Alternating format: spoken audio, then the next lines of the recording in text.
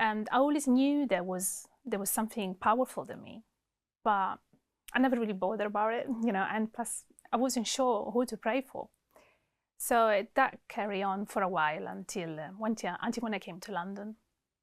So yeah, I was for a while, about 20 years, Christians, I had some Muslim friends, and when I arrived to London after 6 months, I met my ex-husband, who kind of introduced me to Islam, and then that was just something let me switch into something to discover something else. And so with the time I started reading the Quran, but it took a very, very long time, maybe 2-3 years before I actually started realizing that was something else I should focus on.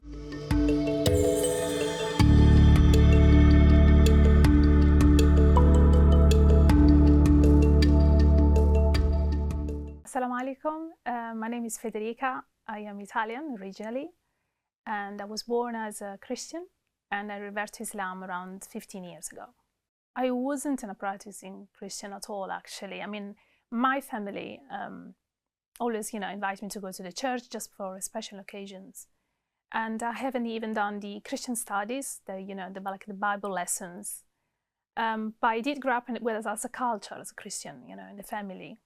And I always knew there was something powerful in me, but I never really bothered about it, and plus I wasn't sure who to pray for.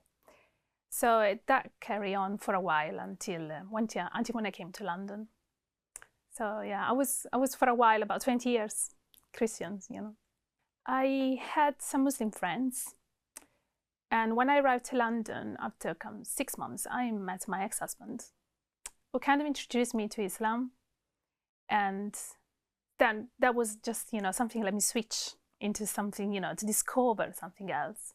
And so with the time, I started reading the Quran. But it took a very, very long time, maybe 2-3 years before I actually started realizing that was something else I should focus on. What led me say, okay, from tomorrow, from today actually, I'm Muslim, is a surah I read in the Quran. As a Surah Al-Qiyamah, is the ayah when Allah's mentioned the digital prints. So when I read that, and also read Surah Class, I started focusing and trying to understand. I just realized that Allah was talking to me through the Quran. So I had goosebumps, and I thought, like, that's it. So I started wearing the hijab the following day. Even though I'd done my shahada before, I've done it again. Alhamdulillah, the day I had my real shahada, the one I felt by heart, I've done it with a brother, Yusuf Est, in Aldgate. It was the night of Ramadan. So I was invited to this dinner, this event, and he was there.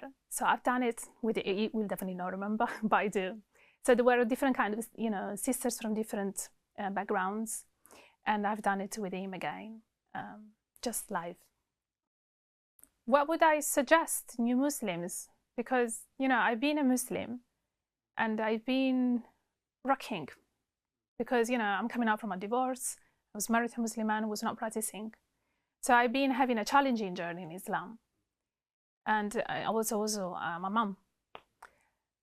And then, nowadays, alhamdulillah, there are a lot of reverts. And some of them, they jump into Islam so quickly. And they end up, doing so many things, which is good. But I've seen some friends of mine who are actually rushing, and then they left. Because maybe everything, they decide to cut everything off. Everything was haram, And in the end, a couple of them, they're not Muslim right now. So I'm not saying that people, everyone can do his own journey. But I do suggest to take things step by step and to study, to read a lot. Because then you can make your own decisions about it. I wasn't studying much back on the days, that was 2005 when I started.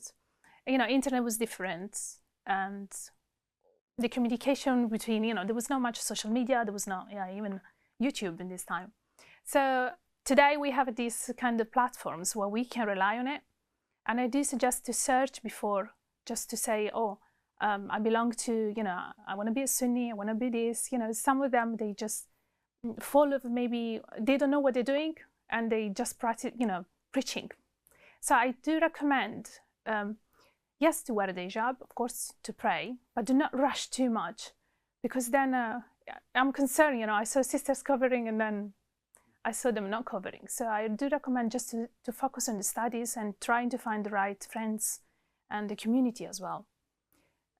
Because I didn't have this chance, you know, I've just done it on my own.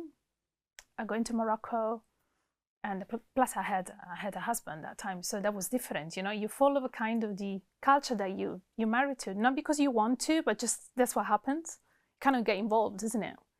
So yeah, today I'm on my own and I'm doing my own things. So I'm back to do tajweed, which is not easy. I do struggle with the tajweed rules, but I do find a teacher, I've done it online. So slowly I'm, you know, posing and trying to focus. I had at work, I had friends who were Muslim, and they were quite surprised I was fasting. So what got my attention into it, I found them really friendly, and they invite me for iftar, even though they knew that, yes, I was fasting, but it was my first Ramadan. So I found that kind of warm welcome, you know, that warm community that let me feel even safe, you know. So offering you to come in their own house, they don't really know you much.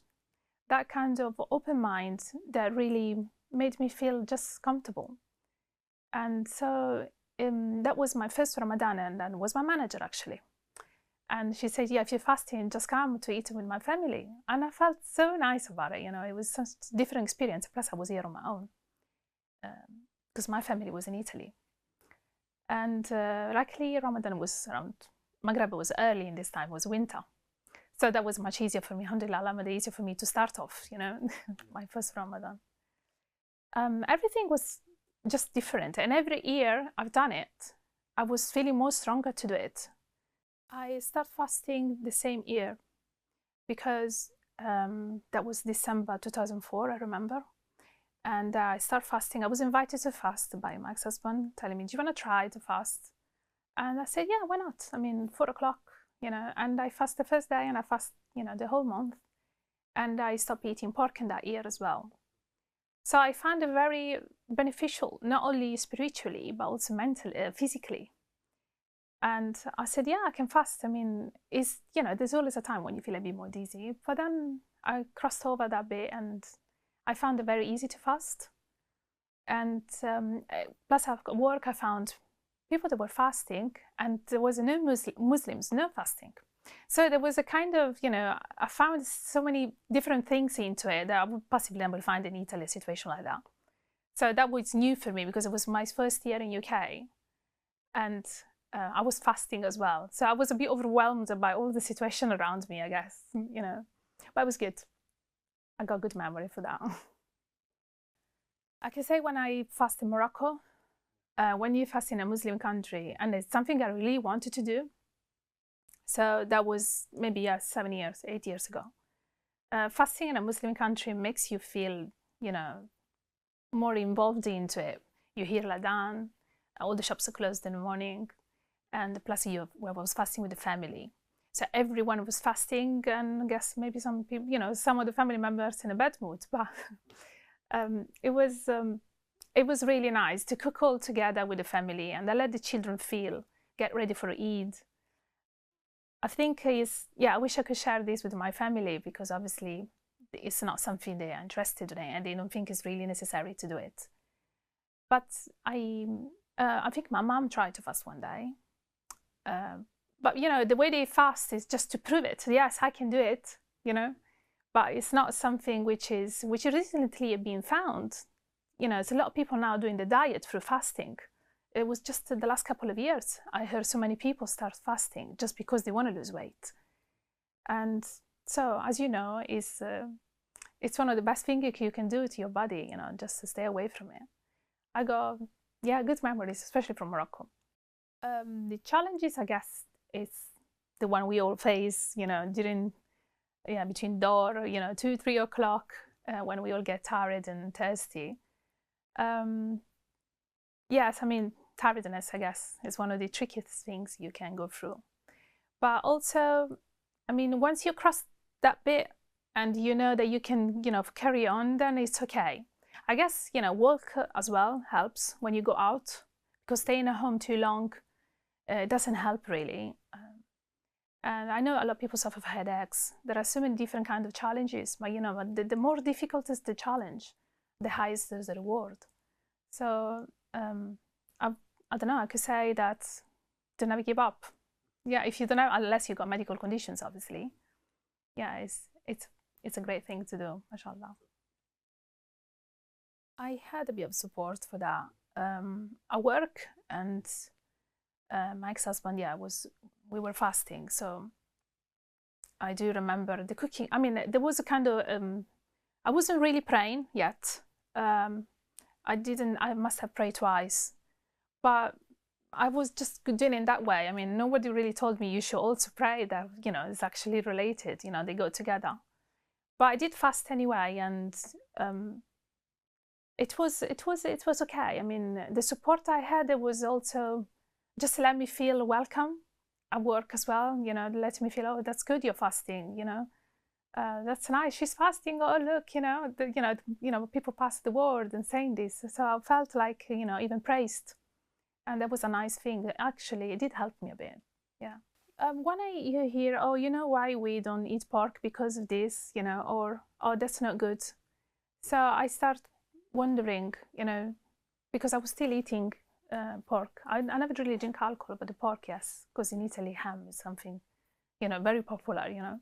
So I couldn't search much about it. I didn't go online to see why the pork is not good for you. I mean, there was no, but there was a girl at work suggest me, you know, she said, you know, this is full of toxins. So this kind of information, one day something, the following day something else, you know, let me think, you know, maybe I should stop, I don't need this, you know, there are so many other things, you know, that are beneficial for my body. And so that's the reason why I think all the situation around me, it was, alhamdulillah, was positive, and that helped me to lift up, you know, to my deen. You know, as a Christian, I used to worship Mariah and Jesus, especially because the Catholics, my mom was really believing in this. Although she doesn't read the Bible, she was reading the other book. She still believes on the Injil. I was also often told, oh, ask Mariam to, you know, because she is the mom of all the moms. And then sometimes I used to think about Mariam, and then how do I know that I should ask Jesus? So I was kind of confused, and I ended up just asking anyone who was up there, you know. So it was, I don't know, you know what let me feel there was something more than that I should have done, is like realizing that we have to pray for the Creator, not for the creation. So I realized that all of us were being created, everything is being created, so why would I, you know, praise something is being created itself when there is a Creator? So I went by logic and realized the Tawhid, isn't it? Tawhid is said, isn't it? And that made me say, okay, but it's just so simple to understand. You know, we know everything is being created, literally, even the air we breathe. So that's, I stick to the point, in no matter what. I mean, I want to be a Muslim. I want to die with this concept in my mind. So yes, and that's why I always suggest to others, you know, even the atheist, just think about it. You know, you can think of anything, but the essential of Islam is just to believe in God alone, nothing else. So if they get under that mindset, then slowly they can understand that Islam is the right religion to follow. I would recommend to focus on their prayers, and I do suggest as well that for the new reverts, if they don't pray 5 times a day, to still pray at least once or twice or even 3 times. If they don't follow their 5s, it's okay, because this is the beginning. So Allah doesn't say everything or nothing, you know, Allah, door is always open. So just to make dua or anything can make you closer to Allah, even if you're just going sujood but you're not praying, anything that can make you feel, you know, to get that connection, and ask for forgiveness, you know, every time you can, even if it's the smallest thing, silly thing you can think of, just, you know, do a lot of dhikr and do good things, make, you know, good actions for others, help those who cannot afford for iftar as well. Simple things that can obviously, you know, have a great reward, even higher during Ramadan. And yeah, trying to get, even to go, if you can fast in a mosque, so you can meet other people. Alhamdulillah, the mosques in UK are always opened, you know, for street iftar, all of these sorts of events. Yeah, so just to get around, to get in touch with others. I have friends who are born Muslims, and it's great to see how, when you say that you are a revert, it's also nice to hear from them. Oh, you're a revert, you know. So I think is to make just a lot of dua for everyone. I mean, I do wonder sometimes, what does it mean to be born as Muslims, you know, because I wasn't born as a Muslim, and I do appreciate the deen today because I'm a Muslim, but I haven't been a Muslim for 20 years. So I do wonder what it means to be born as a Muslim. You know, sometimes I question myself. And I think it happened the same for the born Muslims. You know, they're born as Muslims, and then when they hear there is a revert, they appreciate as well, isn't it? Because you know that you chose Islam by heart. But alhamdulillah, for those who are born Muslim, they've been gifted from day one. So it's a blessing either ways, you know. It's a great thing. I don't know. Islam is it's a wide ocean of information as well, of things that we have to ponder about. So yeah.